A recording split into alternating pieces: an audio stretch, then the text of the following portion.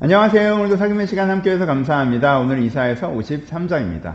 성경 전체에서 가장 중요한 장 한 장만 뽑으라면 이사야서 53장입니다. 왜냐하면 예수 그리스도에 대해서 한 장에서 가장 잘 설명해주고 있는 것이 이사야서 53장이기 때문에 그렇습니다. 어떤 면에서는 신약 성경 전체를 보더라도 이렇게까지 예수님을 잘 설명해준 장이 있나? 라고 할 정도로 예수님의 모습을 가장 잘 설명하고 있는 것이 이사야서 53장입니다. 그래서 성경 전체에서 가장 중요한 장이다 라고 이야기를 합니다. 그래서 오늘은 이사야서 맥락이라는 것이 분명히 있지만, 그래서 저는 그 맥락을 존중하며 항상 설명을 하지만 일단 좀 더 적용적으로 우리가 읽는다고 생각하고 항상 1차 천재를 먼저 염두하고 읽었지만 오늘은 거꾸로 할게요. 우리에게 주는 말씀이라고 먼저 적용적으로 읽고 그 다음에 1차 청자들한테 어떻게 들렸을지 생각해 보도록 하겠습니다. 그래서 오늘은 이 순종의 종으로 표현되고 있는 것이죠. 순종의 종에 대한 이 메시아에 대한 이야기인데 예수님이라고 표현하면서 읽어봤으면 좋겠습니다.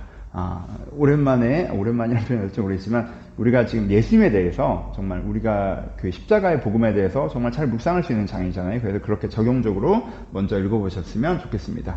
크게 5단락으로 되어져 있죠. 52장 마지막 인 13절과 15절이 서론부의 첫 번째 단락이고요. 그리고 53장 10절부터 12절이 결론부의 마지막 단락입니다. 그래서 서론과 결론에서는 주제를 설명해주고 계십니다. 이 예수님의 사역, 십자가의 의미를 설명해주고 계시죠. 뭐라고 말씀하세요? 예수님께서 하시는 사역에 형통하여서 종기를 얻으실 것이다. 그것은 고통의 과정이 있지만 복음이 전파되는 것이다. 라고 얘기하시죠. 그래서 이게 이 십자가에 대한 요약이죠. 예수님 사역에 대한 요약. 예수님께서 고통의 과정을 통하여서 복음이 전파되는, 그쵸? 그들 가운데 들어보지 못한 게 전파해서 그들이 깨달음을 얻는다고 표현하는데요. 복음이 전파되는 일을 이루신다. 그 일을 형통하게, 그 일을 온전히 잘 이루셔서 존귀함을 얻으신다가 이제는 서론이죠. 십자가와 예수님 사역을 딱 요약한 거죠. 그 핵심을. 결론부터 같이 봐볼까요? 결론도 뭐라고 얘기하죠? 예수님께서 속건제물이 되셔서 하나님의 기뻐하시는 뜻을 다 성취하신, 그리고 본인도 이 일을 이루신 것에 만족하시는, 그래서 존귀함을 얻으시는 것으로 이 십자가 사역을 설명하고 있죠. 그렇죠? 그래서 존귀함으로 시작되고 존귀함으로 끝난 연결성이 있죠. 고통의 과정과 속건제물이고요. 이 구체적으로 복음이 전파되는 것을 얘기하고 그것을 하나님께서 기뻐하셨던 뜻이라고 얘기하며 예수님은 그 속에 만족하셨다라고 표현하는 것이 서론과 결론의 요약적인 주제가 되어져 있습니다. 그럼 본론의 세 단락이 나타나는 그런 구체적인 모습을 표현해주고 계시죠. 첫 번째 단락은 뭐예요? 본론 첫 번째죠. 초라함에 대해서 말씀하십니다. 연한 순간 초라한 뿌리, 아름답지 않다, 무시와 멸시를 당한다. 이 메시아라고 하면 우리가 되게 위대한 모습을 상상할 수 있을지 모르겠지만 그렇지 않다는 거죠. 아주 초라한 모습으로 나옵니다. 연한 수는 뭐예요? 생명력을 갖고 있긴 하지만 고작 저거? 초라한 뿌리는 뭐예요? 그래 생명력을 가지고 있지만 고작 저거? 마치 구유에 누인 아기의 이미지죠. 예수 그리스도께서 십자가에 달리시는 이미지죠. 의로운 자의 죽음인 것까지 오케이. 하지만 그래서 고작 저거? 라고 할 수 있는 되게 초라한 모습, 아름다운 모습도 아니에요. 그래서 사람들이 되게 무시하고 멸시해. 이게 대단해 보이지 않으니까. 저게 뭔가 권력이 있고 권세가 있고 어떤 기적이 있고 능력이 있고 이런 게 세상을 바꾸지 라고 생각하지만 아니에요. 메시아는 그런 대단한 모습으로 오지 않았고 초라한 모습으로 오기 때문에 우리가 멸시당한다고 얘기해요. 그럼 메시아는 무엇을 하시느냐 라고 얘기하면 그 초라한 모습으로 오셔서 뭘 하세요? 고난받으십니다. 그 초라한 모습으로 오셔서 찔리고 상하고 징계받고 채찍으로 맞으세요. 고난당하세요. 그쵸? 근데 그 고난, 여기가 핵심이죠? 그 고난을 왜 당하시는 거예요, 그러면? 그가 찔림은 우리의 허물을 인하며 그가 상함은 우리의 죄악을 인함이라. 우리가 다 그렇대하여 양같이 제갈 길을 갔는데 하나님께서는 우리 허물을 그에게 담당시키셨다. 그러니까 우리의 죄로 인한 대속의 고난이라는 거예요. 우리가 잘못한 책임을 그가 지고 우리의 잘못의 결과 내가 고통당해야 되는 그 고통을 그가 지고 그가 감당하셨다라고 하는 이 양으로 표현될 때 사람들이 상상하는 것들이 있죠. 그렇죠? 이 양으로 표현될 상상하는 것들이 제사의 이미지가 분명히 들어가잖아요. 그래서 이 제사를 꾸준히 들어왔었던 사람들은 충분히 이해될 수 있는 언어죠. 내가 잘못했지만 메시아가 예수님께서 그 죄악을 대신 담당하셨다. 내 죄를 위해서 대신 담당하시는 사랑의 고난이었다라고 얘기하는 거죠. 그러니까 우리가 생각하는 메시아는 뭔가 힘과 능력이 있어서 네가 원하는 거 다 이루어줄게 네가 원하는 거 말만 해봐. 내가 다 해줄게. 우리는 이것을 메시아라고 생각하지만 그렇지 않다는 거죠. 그건 문제와 해결에 대한 오해가 있는 거죠. 그걸 메시아라고 얘기하는 건 상황이 문제라고 생각하고 상황이 좋아지는 게 해결이라고 생각하는 거죠. 하지만 문제는 어디에 있어요? 상황이기 이전에 나에게 있죠. 나의 죄악이 문제예요. 내가 내 모습을 잃어버리는 게 문제예요. 그럼 이 문제 해결은 무엇입니까? 이 죄악을 해결하기 위해서 대신 고난받으시는 하나님의 사랑, 대속의 은혜, 그 은혜를 믿음으로 말미암아 내 안에 일어날 수 있는 변화, 이것이 문제 해결이라는 거죠. 그래서 우리 가운데 우리를 죄에서 자유해 하기 위해서, 여러분 이게 책임만 넘어가고 나는 계속 죄인으로 살 수 있는 권리가 아니라는 걸 알고 계시죠? 이렇게 얘기하는 건 구원파고 아예 십자가를 이해를 못 하시는 거고, 그럼 법적인 얘기를 하는 게 아니라 이 고난당하심 자체를 통해서 우리가 뭘 경험해요? 내가 정말 잘못했구나, 이렇게 사는 게 아니었구나, 근데 하나님께서 나에게 생명의 기회를 주시는구나, 이렇게까지 나를 사랑하시는구나, 그 사랑에 감동하여 내가 이젠 더 이상 이렇게 살지 않을 수 있구나 라는 것들이 다 들어가요. 여기서 십자가 얘기를 복음을 다시 다 정할 수 없으니까 우리가 다 알고 있는 복음을 이야기하는 거예요. 이것을 예수님께서 어떻게 감당하셨다는 거예요? 잠잠한 양과 같이, 그렇죠? 대속의 순종함으로, 자기가 하는 게 뭔지 정확하게 이해하고 계셨어요. 그래서 그 대속을 위한 순종함으로 감당하셨습니다. 그리고 의인이 죄인 같은 죽음을 당하시죠. 고난당하시고 죽임당하십니다. 왜? 우리의 죄를 위하여서. 근데 이것이 어떻게 돼요? 속건제물이에요. 속건제물이 된다는 건 뭐예요? 우리의 죄가 사해진다는 거죠. 그 고통의 과정을 통해서 뭘 이루어져요? 우리가 전파되는 복음을 깨달아진다는 거예요. 그래서 예수님과 하나님도 기뻐하시고 존귀하게 여김을 받으세요. 그렇죠? 이렇게 그 고난의 메시아, 사랑의 구원을 통하여서 우리를 회복하시는 메시아에 대해서 말씀해주고 계시는 것이 이사야서 53장의 내용입니다.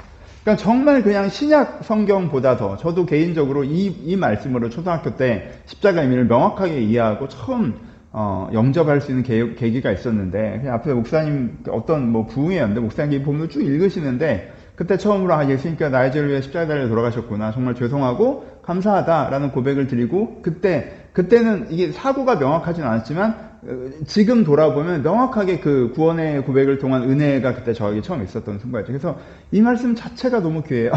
딴 얘기를 했는데, 첫 번째 적용이죠. 십자가와 대속의 은혜를 여러분들이 이 말씀으로 깊이 묵상해 보셨으면 좋겠습니다. 여러분 이거 다 이해하시잖아요. 이 어떤 면에서는 이거 말을 막 설명을 붙이지 마시고 이미 여러분들이 대속의 은혜를 경험하신 분들은 이 말씀을 다시 한번 천천히 되뇌이고 묵상하신 말미암아 다시 한번 십자가를 믿는 믿음의 고백이 되어주잖아요. 그렇죠?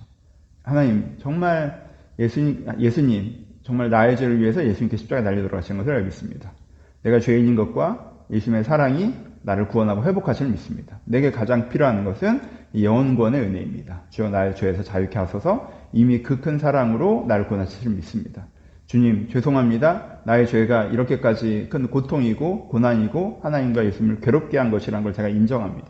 제가 더 이상 그 죄의 길을 서지 않길 바랍니다. 내 힘을 할 수 없사오니 주의 사랑으로 나를 변화시켜 주시옵소서. 이런 고백들을 우리가 이 구절들에 담아 드릴 수 있잖아요. 그래서 오늘 다시 한번 우리의 시작과 끝인 십자가를 다시 한번 깊이 묵상하시면서 영원구원의 은혜를 다시 한번 깊이 느끼시는 그런 시간이었으면 좋겠다라는 것이 첫 번째 적용이고요. 어떤 면에서 전부고요. 그럼 그 사람들한테 이 얘기를 왜 하느냐? 갑자기 갑툭튀로 튀어나와서 여기서 십자가 얘기를 딱 하는 게, 그럼 이게 그냥 이스터 에그인가? 이사야서를 읽는 시대 사람들은 도무지 이해할 수 없지만 나중에 그 예수님 시대 이후부터는 사실 이게 이스터 에그였어. 그때 사람들은 아무도 모르는데 사실 우리는 그것을 알고 있지라고 미리 심어놓으신 건가? 그렇진 않죠. 여러분 이걸 이해하셔야 되는 게, 이미 구조적으로 계속 무슨 얘기를 하고 있어요? 이사야를 쭉 읽어보시니까 아시겠죠? 지금 어떤 설교가 시작되고 있는 거였어요? 우리가 다시 한번 예루살렘을 회복할 것이다. 하나님께 우리를 구원하시고 하나님 나라를 세우신다라는 얘기를 하는데, 그걸 구체적으로 얘기하는 설교가 이루어졌었고, 그 다음에 지금 원론적으로 이야기하는 설교가 이루어지고 있죠. 이 원론적으로 이야기하는 설교에서 계속 뭐가 강조돼요? 똑같이 계속. 맨 처음에는 우리가 여기 가만히 있을 필요가 없다라는 현재에 대한 문제의식, 우리가 가고 있는 천국에 하나님이 세우실 나라에 대한 소망, 그것을 헌신해야 된다는 거, 그것을 이루실 메시아에 대한 이야기가 계속 반복되고 있어요. 그렇죠? 그러면 거기서 메시아라고 하면 어떤 사람, 그럼 누가 메시아야? 에스라가 메시아야? 느헤미야가 메시아? 이 얘기하는 게 아니라 이 설교에서는 이 메시아라고 하는 게 뭐예요? 이것 자체가 우리 가운데 뭐예요? 복음의 메시지라는 거예요. 그들에게도 여전히. 이해되시죠? 여러분, 이걸 계속 이거 너무 강조드리는 게, 우리는 2000년 전에 오셨던 예수 그리스도의 십자가에 담겨있는 그 메시지를 오늘 믿고 있는 거잖아요. 오늘 예수님이 이 땅에 없으셔도, 그쵸? 이것을 믿고 있는 거잖아요. 그러니까 우리는 역사의 구체성을 갖고 있죠. 하지만 그것이 오늘 벌어지는 일이 아니라 거기에 담겨있는 메시지, 그 핵심적인 복음을 믿는 거란 말이에요. 그쵸? 이분들도 마찬가지라는 거예요. 이분들 우리랑 다른 신앙을 갖고 있는 게 아니에요. 그들은 예수님이라는 역사적인 사건은 모르지만 그들은 앞에서 오실 메시아에 담겨있는 메시지를 미리 듣고 믿고 배우고 있는 거예요. 그러니까 여기서 야 내가 이런 애 하나 보낼 거야 뭐 그러니까는 걔가 이런 얘기를 하는 게 아니라 그거보다 원론적으로 네가 속죄제를 통해서 속건제를 통해서 네가 이 번제를 통해서 네가 이미 배웠던 거 민수기에서 담겨 있고 신명기 레위기에서 담겨 있었던 그 복음을 네가 알고 있지.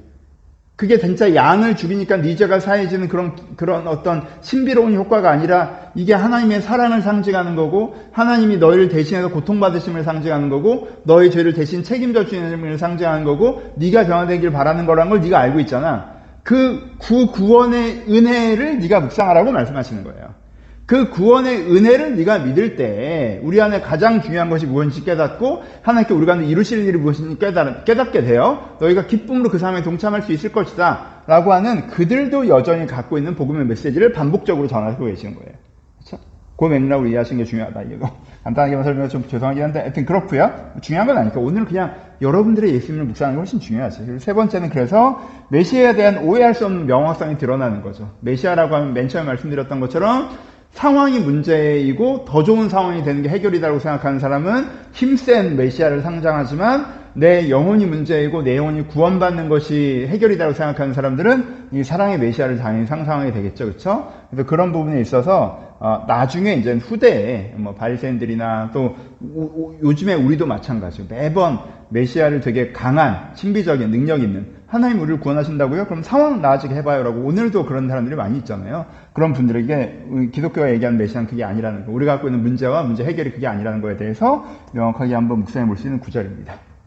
너무 길게 말씀드린 것 같은데 제가 너무너무 성경 전체에 가장 중요한 이 절을 설명한 것 자체가 부담이고 영광인데 여러분들 그냥 말씀을 읽으시면서 이 말씀의 능력을 이미 역사하시는 정말 오시성장 말씀 자체의 힘이 너무너무 있잖아요. 다시 한번 천천히 묵상하시면서 구원의 은혜를 다시 한번 느끼셨으면 좋겠습니다. 감사합니다.